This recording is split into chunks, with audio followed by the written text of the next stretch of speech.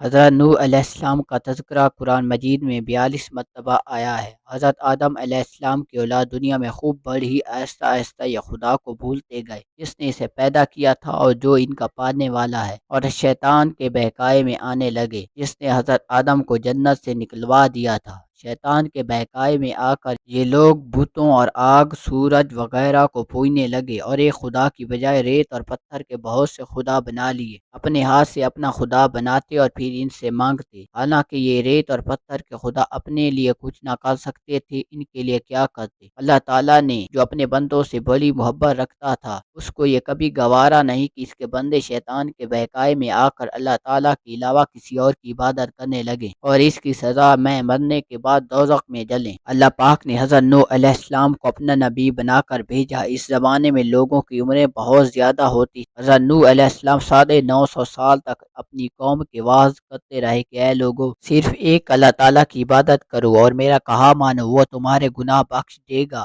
لیکن لوگوں نے حضرت نوح علیہ السلام کی باتوں کو نہ مانا اور اپنے کانوں میں انگلیاں دے دی تاکہ حضرت نوح علیہ السلام کی آواز ان کے کانوں تک نہ پہنچے۔ حضرت نوح علیہ السلام نے ہمت نہ ہاری، وہ برابر سمجھاتے رہے اور کہتے رہے، اے لوگوں، اللہ تعالیٰ سے معافی مانگو، وہ بڑا معاف کرنے والا ہے، وہ تم پر آسمان سے بارش برسائے گا تاکہ تم خوب اناج پیدا کر سکو اور اس کے ذریعے سے بڑے بڑے باغ پیدا کرے گا، ان میں نہریں پیدا کرے گا، تمہیں مال و دولت دے گا اور بیٹے دے گا۔ تمہیں کیا ہو گیا ہے؟ تم خدا کو نہیں مانتے، حالانکہ اس نے آسمان بنائے، چاند اور سورج بنائے، اس نے تم کو ریت سے پیدا کیا اور پھر اسی ریت میں ایک دن مل جاؤ گے اور پھر قیامت کے دن اسی ریت سے تم کو دوبارہ زندہ کرے گا۔ لیکن لوگوں نے اسے اپنے بتوں کو نہیں چھوڑا اور حضرت نوح علیہ السلام سے کہنے لگے کہ ہم اپنے بتوں کو ہرگز نہ چھوڑیں گے اور ہم تم کو اپنے جیسا آدمی ہی دیکھتے ہیں اور تمہارا کہنا بھی صرف چند غریب لوگوں نے مانا ہے اور ہم تم کو جھوٹا سمجھتے ہیں۔ حضرت نوح علیہ السلام نے کہا، اے میری قوم، میں تم کو نصیحت کرتا ہوں کہ اس کے بدلے میں تم سے کوئی مال و دولت نہیں چاہتا، اور جو غریب آدمی مسلمان ہوئے ہیں اور اللہ پر ایمان لائے ہیں، ان کو میں اپنے پاس سے تمہارے کہنے سے نکالوں گا نہیں۔ اگر میں ان کو اپنے پاس سے نکال دوں تو خدا کے عذاب سے مجھے کون بچائے گا؟ اگر میں ایسا کروں گا تو بہت ناانصاف ہوگا۔ ان کی قوم کے لوگوں نے کہا، اے نوح علیہ السلام، تم نے ہم سے جھگڑا بہت کر لیا، اگر تم سچے ہو تو جس عذاب سے تم ہم کو گھبرا رہے ہو وہ لے آؤ۔ حضرت نوح علیہ السلام نے کہا، اللہ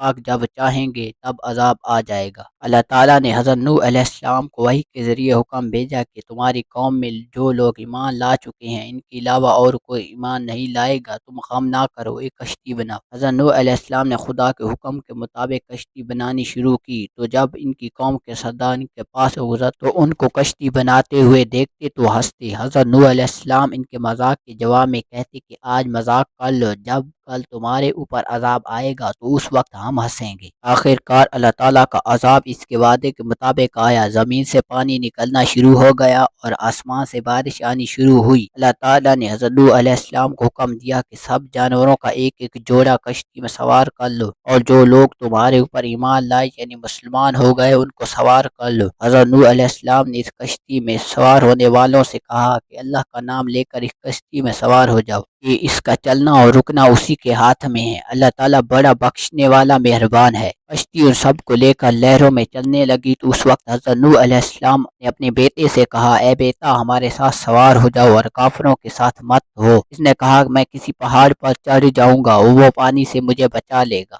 حضرت نوح علیہ السلام نے کہا، آج خدا کے عذاب سے سوائے خدا کے کوئی بچانے والا نہیں۔ اتنے میں دونوں کے درمیان ایک پانی کی لہر اٹھی اور وہ ڈوب گیا۔ پھر اللہ تعالیٰ نے زمین کو حکم دیا کہ اپنی پانی نگل جاؤ اور آسمان کو بھی حکم دیا کہ بارش برسانا بند کر دے، یہاں تک کہ پانی خشک ہو گیا اور تمام کافر دنیا میں ختم کر دیے گئے۔ حضرت نوح کی کشتی کوہ جودی پر رکی۔ حضرت نوح علیہ السلام نے اپنے پروردگار سے عرض کی، اے میرے رب، میرا بیٹا بھی میرے گھر والوں میں سے ہے اور آپ کا وعدہ سچا ہے، یعنی حضرت نوح علیہ السلام کا مطلب تھا کہ اے اللہ تعالیٰ، آپ نے وعدہ فرمایا تھا کہ تیرے گھر والوں کو اس طوفان سے بچاؤں گا، پھر میرا بیٹا کیوں ڈوبا؟ خداوند تعالیٰ نے فرمایا کہ اے نوح، تیرا بیٹا تیرے گھر والوں میں سے نہیں تھا کیونکہ اس کے عمل اچھے نہیں تھے۔ میں تجھ کو نصیحت کرتا ہوں کہ ایسی بات نہ کر جو تیرے علم میں نہیں۔ حضرت نوح علیہ السلام نے اللہ تعالیٰ سے توبہ کی اور اپنے کہنے کی معافی چاہی۔ اللہ پاک نے ان کو معاف کر دیا اور حکم دیا کہ اے نوح، ہماری طرف سے سلامتی اور برکتوں کے ساتھ اتر۔ اس کے بعد حضرت نوح علیہ السلام کی امت سے دنیا بسی اور آہستہ آہستہ ان کے بال بچے